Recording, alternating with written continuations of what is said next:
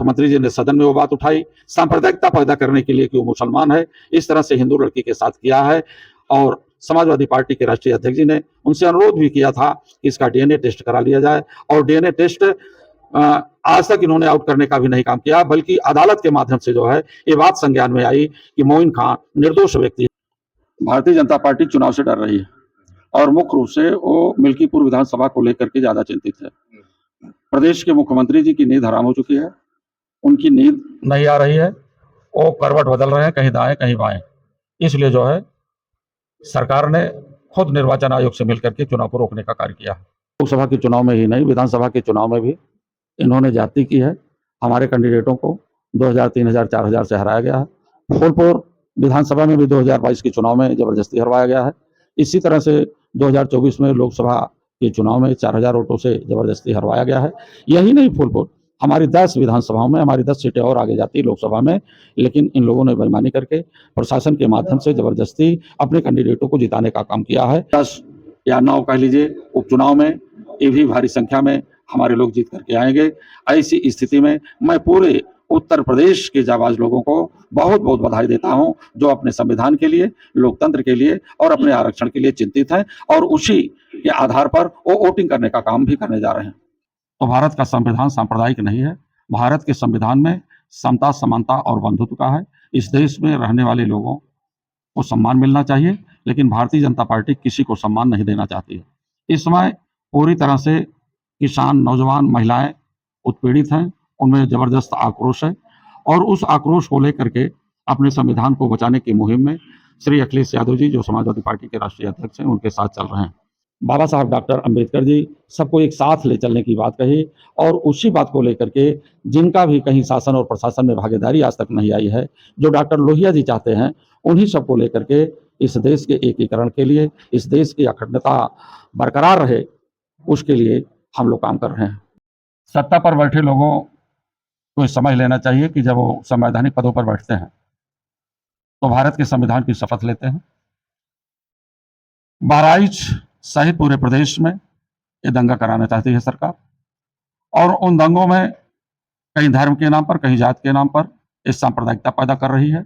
नमस्कार, देश और दुनिया के तमाम मुद्दों के साथ हाजिर हूं उत्तर प्रदेश के प्रयागराज जनपद में। आज हमारे साथ समाजवादी पार्टी के प्रदेश अध्यक्ष यानी कि श्यामलाल पाल जी हैं, और चुनाव आयोग ने घोषणा कर दी है 9 विधानसभा सीटों को लेकर के चुनाव होना सुनिश्चित हुआ है। तो उसकी डेट भी आ गई है, फाइनल हो चुका है, 13 नवंबर को मतदान होना है। तो उसी मुद्दे को लेकर के समाजवादी पार्टी के प्रदेश अध्यक्ष श्यामलाल पाल जी हमारे साथ जुड़े हैं, टाइम्स ऑफ बेल्हा के साथ जुड़े हैं। तो किस तरीके से तैयारियां हैं और इस मुद्दों को लेकर के जनता को रिझाने की कोशिश करेंगे, अपने खेमे में करने की कोशिश करेंगे, तमाम मुद्दों को लेकर के इनसे चर्चा करेंगे। और चुनावी सरगर्मी जिस तरीके से तेज हुए, तमाम राजनीतिक दल अपना दमखम दिखा रहे हैं, समाजवादी पार्टी किस तरीके से चुनाव में अपना दमखम दिखाएगी, तो क्या रणनीतियां हैं, क्या तैयारियां हम आप तक पहुंचाने के बरगद प्रयास करेंगे। सर, सबसे पहले आपका बहुत बहुत स्वागत है। थैंक यू सर, चुनाव आयोग का जो है उन्होंने गाइडलाइन जारी कर दी है, चुनाव की तारीख भी तय कर दिया है, 9 सीटों पे चुनाव होना है, तो क्या तैयारियां चल रही है? हमारी संपूर्ण तैयारियां हो चुकी हैं। हमने अपना कैंडिडेट भी घोषित कर दिया। मिल्कीपुर विधानसभा को आप देख लें तो वहां भारतीय जनता पार्टी लड़ना ही नहीं चाहती, साथ ही वो चुनाव कराना ही नहीं चाह रही। तो इसी स्थिति में हमारी पूरी तैयारी चुनाव के लिए हो चुकी है, और हम इस चुनाव में सभी सीटों पर चुनाव जीतेंगे। सर, अभी जो है कि लगभग 6 कैंडिडेट के नाम लिस्ट आ चुकी है, और आगे की क्या गठबंधन इंडिया अलायंस के जो कैंडिडेट होंगे, या उनको कुछ अपने इस 9 सीटों में लिया जाएगा, या फिर समाजवादी पार्टी टोटल 9 सीटों पे चुनाव लड़ेगी? 20 तारीख तक ये सभी मामले सामने आ जाएंगे और इंडिया अलायंस के माध्यम से चुनाव होगा। क्या कयास लगाया जाता है इसके बाद जो कैंडिडेट आएंगे, इंडिया अलायंस के होंगे या समाजवादी पार्टी? इंडिया अलायंस में समाजवादी पार्टी और कांग्रेस दोनों कैंडिडेट रहेंगे। अभी एक बड़ा मुद्दा, क्योंकि आपके एक बड़े ही चहेते सांसद कहें या फिर काफी चर्चा और सुर्खियां भी बटोरते हैं, अवधेश पासी जी काफी चर्चा का विषय भी रहे हैं, प्रदेश में नहीं बल्कि देश में उनका चर्चा चलता है, और मिल्कीपुर में चुनाव का तारीख ना घोषणा करना, आपको क्या लगता है सर? भारतीय जनता पार्टी चुनाव से डर रही है, और मुख्य रूप से वो मिल्कीपुर विधानसभा को लेकर के ज्यादा चिंतित है। प्रदेश के मुख्यमंत्री जी की नींद हराम हो चुकी है, उनकी नींद नहीं आ रही है, वो करवट बदल रहे हैं, कहीं दाएं कहीं बाएं। इसलिए जो है सरकार ने खुद निर्वाचन आयोग से मिलकर के चुनाव को रोकने का कार्य किया। तो निश्चित ही प्रदेश अध्यक्ष जी का कहना है कि चुनाव आयोग से मिलकर के डरी हुई है, सहमी हुई है, घबराई हुई है, क्योंकि उनको डर है कि जिस तरीके से जो मुद्दा उन्होंने बनाया, भारतीय जनता पार्टी ने मुद्दा बनाया था, जो राम को लाए हैं उनको लाएंगे, लाएंगे। और उसी मुद्दों को लेकर मुझे लगता है आनन फानन में उन्होंने शिलान्यास भी किया राम मंदिर का, और राम मंदिर का शिलान्यास करने के बाद जो कहीं ना कहीं एक धरोहर उन्होंने स्थापित करने की कोशिश की, अपने कैंडिडेट को उतारा, लेकिन जहां से वो राजनीति करना शुरू करना चाहते थे, जहां कहीं ना कहीं पूरे भारत देश में वो संदेश देने की कोशिश कर रहे हैं, वही पार्टी जो है समाजवादी पार्टी के दिग्गज नेता और देशवासी ने उनको हरा दिया। सर, अभी हाल ही फिलहाल में बहराइच में एक दंगा हो गया है और तमाम राजनीतिक दल तमाम तरह की प्रतिक्रियाएं कर रहे हैं। आप समाजवादी पार्टी के प्रदेश सदस्य हैं, बहराइच में जो अभी तक लगातार तनाव का माहौल बना हुआ है, क्या कहना चाहेंगे उस घटना को लेकर? देश संविधान से चलना चाहिए। सत्ता पर बैठे लोगों को समझ लेना चाहिए कि जब वो संवैधानिक पदों पर बैठते हैं तो भारत के संविधान की शपथ लेते हैं। बहराइच सहित पूरे प्रदेश में ये दंगा कराना चाहती है सरकार, और उन दंगों में कहीं धर्म के नाम पर, कहीं जात के नाम पर ये सांप्रदायिकता पैदा कर रही है। तो भारत का संविधान सांप्रदायिक नहीं है। भारत के संविधान में समता, समानता और बंधुत्व का है। इस देश में रहने वाले लोगों को सम्मान मिलना चाहिए, लेकिन भारतीय जनता पार्टी किसी को सम्मान नहीं देना चाहती है।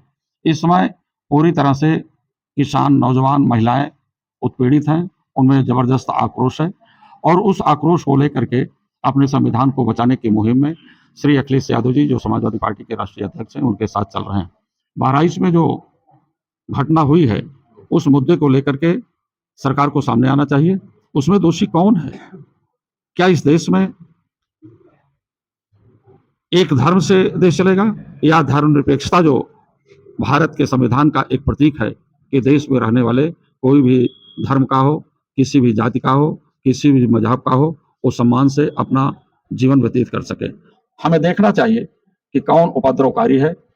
भारतीय जनता पार्टी बिल्कुल दंगा कराने के चक्कर में है। ये दंगाई सरकार, और इसी दंगा के माध्यम से एक दूसरे को लड़ा करके 2014 में सरकार में आई, और लगातार 2014 से लेकर के आज तक की तारीख में इनके अंदर न तो कोई भाईचारा है, न तो भारतीय संविधान का समता और समानता है।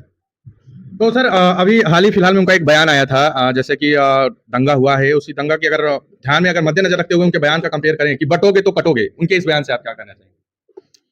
वो खुद बांटने वाले लोग हैं। समाज को टुकड़े टुकड़े में बांट करके सत्ता हथिया लिए हैं। समाजवादी पार्टी के नेता श्री अखिलेश यादव जी का काम है एकजुटता, सभी को सम्मान देना, सभी को इज्जत देना, समाज में भाईचारा पैदा करना, क्योंकि बाबा साहब डॉक्टर अंबेडकर जी सबको एक साथ ले चलने की बात कही, और उसी बात को लेकर के जिनका भी कहीं शासन और प्रशासन में भागीदारी आज तक नहीं आई है, जो डॉक्टर लोहिया जी चाहते हैं, उन्हीं सबको लेकर के इस देश के एकीकरण के लिए, इस देश की अखंडता बरकरार रहे, उसके लिए हम लोग काम कर रहे हैं। फूलपुर के जो आपके कैंडिडेट हैं, क्योंकि प्रयागराज जनपद में हमारी शिरकत हुई है, आपसे बातचीत भी हो रही है, फूलपुर की कहीं ना कहीं अपने आप में हॉट सीट बनी हुई है, और पिछली बार ऐसा कयास लगाया गया, आरोप भी लगाया गया समाजवादी पार्टी की तरह कि धांधली करके जो है हमारे कैंडिडेट को जो है लोकसभा चुनाव में हराया गया था। इस बार कैंडिडेट समाजवादी पार्टी ने अपना डिक्लेयर कर दिया, उतार भी दिया है। किस तरीके से चौकोबंदोबस्त करके चुनाव लड़ रही है, खासकर फूलपुर उपचुनाव? देखिए, शासन तंत्र पूरी तरह से गड़बड़ है। केवल लोकसभा के चुनाव में ही नहीं, विधानसभा के चुनाव में भी इन्होंने ज्यादती की है। हमारे कैंडिडेटों को 2000, 3000, 4000 से हराया गया है। फूलपुर विधानसभा में भी 2022 के चुनाव में जबरदस्ती हरवाया गया है। इसी तरह से 2024 में लोकसभा के चुनाव में 4000 वोटों से जबरदस्ती हरवाया गया है। यही नहीं, फूलपुर हमारी 10 विधानसभाओं में हमारी 10 सीटें और आगे जाती है लोकसभा में, लेकिन इन लोगों ने बेईमानी करके प्रशासन के माध्यम से जबरदस्ती अपने कैंडिडेटों को जिताने का काम किया है। नहीं तो हमारी 37 के स्थान पर 47 सीटें होती।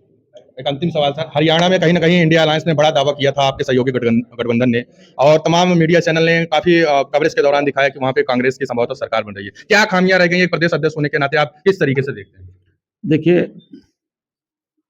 गोदी मीडिया के लोग हैं, अब इनके बारे में क्या कहा जाए। जब 2024 का लोकसभा का चुनाव हुआ, समाजवादी पार्टी के कहीं ये 2 सांसद, कहीं 4 सांसद, कहीं 5 सांसद, अधिकतम 10 सांसद से ज़्यादा गणना नहीं कर रहे थे। ईवीएम मशीन में वोट है, और ईवीएम मशीन जब खुली तो इस देश में संविधान को बचाने के लिए और लोकतंत्र को बचाने के लिए किसानों, नौजवानों, महिलाओं ने वोट दिया है।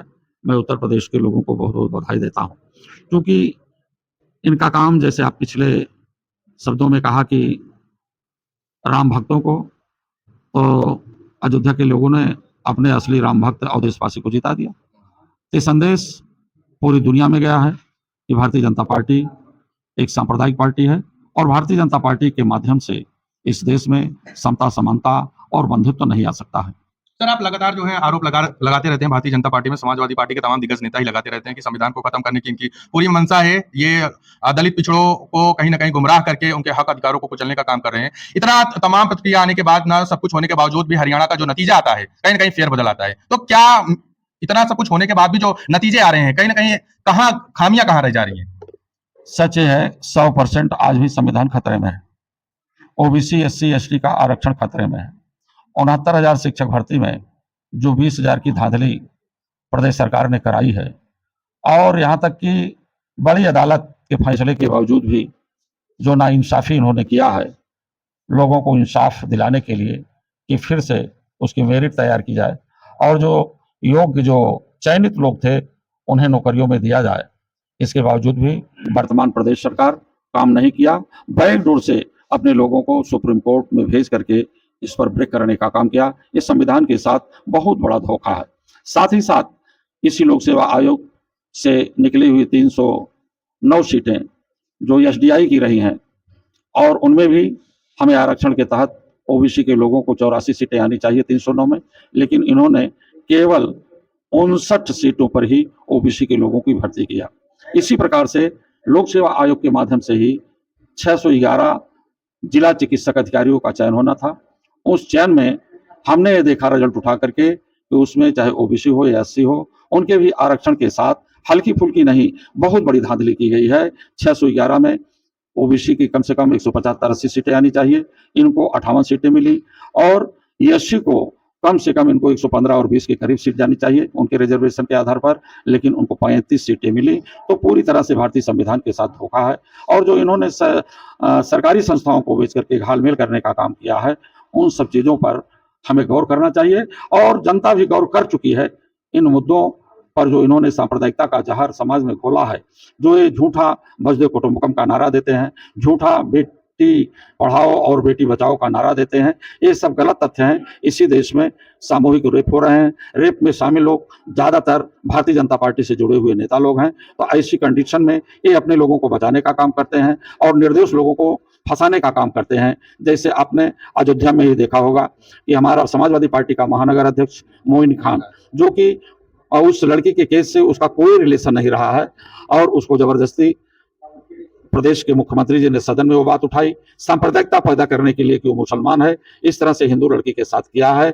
और समाजवादी पार्टी के राष्ट्रीय अध्यक्ष जी ने उनसे अनुरोध भी किया था कि इसका डीएनए टेस्ट करा लिया जाए, और डीएनए टेस्ट आज तक इन्होंने आउट करने का भी नहीं काम किया, बल्कि अदालत के माध्यम से जो है ये बात संज्ञान में आई कि मोइन खान निर्दोष व्यक्ति है। ऐसी स्थिति में केवल एक दूसरे से बांटना चाहते हैं, काटना चाहते हैं। इनका ये झूठा ऐलान है कि जो बटेगा वो कटेगा, बटेगा कटेगा का नारा केवल इनका है। हम लोग एकजुटता और अखंडता की बात करते हैं, और हमारी जो फार्मूले हैं, जो पीडीए के लोग आज भी शोषित है, वंचित है, पीड़ित हैं, जिनको अधिकार आज की तारीख तक नहीं मिल पाया है, उस मुहिम में समाजवादी पार्टी के महानायक और सामाजिक न्याय के पुरोधा श्री अखिलेश यादव जी की अगुवाई में पूरा उत्तर प्रदेश ही नहीं पूरा देश चलेगा। तो निश्चित तौर पे अभी प्रदेश अध्यक्ष जी थे और उन्होंने बाखूबी सारे मुद्दों पर बड़ी मुखरता से लास्ट में अंतिम में 9 सीटों पर चुनाव होना है। सर, अपने तमाम उन साथियों को, तमाम उन वोटरों के लिए क्या कुछ कहना चाहेंगे 9 सीटों पे? हम सभी इस चुनाव मैं अपने मतदाताओं को बहुत बहुत बधाई देता हूं, धन्यवाद देता हूं कि विगत 2024 के चुनाव में जिस प्रकार से भारतीय संविधान और लोकतंत्र, साथ ही साथ ओबीसी के लोग, एससी के लोग, आदिवासी लोग अपने आरक्षण को बचाने के लिए जो इस सरकार में चुनौती भरा सवाल है, उसको लेकर के समाजवादी पार्टी और इंडिया अलायंस को जिताने का काम किया है, उसी प्रकार से 10 या 9 कह लीजिए उपचुनाव में ये भी भारी संख्या में हमारे लोग जीत करके आएंगे। ऐसी स्थिति में मैं पूरे उत्तर प्रदेश के जाबाज लोगों को बहुत बहुत बधाई देता हूं, जो अपने संविधान के लिए, लोकतंत्र के लिए और अपने आरक्षण के लिए चिंतित हैं, और उसी के आधार पर वो वोटिंग करने का काम भी करने जा रहे हैं। बहुत बहुत शुक्रिया सर बातचीत करने के लिए। अभी हमारे साथ समाजवादी पार्टी के प्रदेश अध्यक्ष श्यामलाल पान जी थे और टाइम्स ऑफ बेला के साथ एक्सक्लूसिव बातचीत की है। तमाम मुद्दों पर बड़ी मुखरता से अपनी बातों को रखा है, चाहे अभी 9 सीटों जो विधानसभा का जो उपचुनाव होना है, चाहे उसको ले लीजिए, चाहे अभी सत्ता सरकार की जो मंशा है, जिस तरीके से योगी सरकार काम कर रही है, उन्होंने बड़ी गंभीर आरोप भी लगाए हैं, ये लोग बांटने का काम कर रहे हैं। तमाम मुद्दे थे, तमाम मुद्दों पर बड़ी मुखरता से, गंभीरता से उन्होंने अपना जवाब दिया है। तो मिलते हैं नए खबर के साथ, नए मुद्दे के साथ, तब तक के लिए नमस्कार, जय हिंद।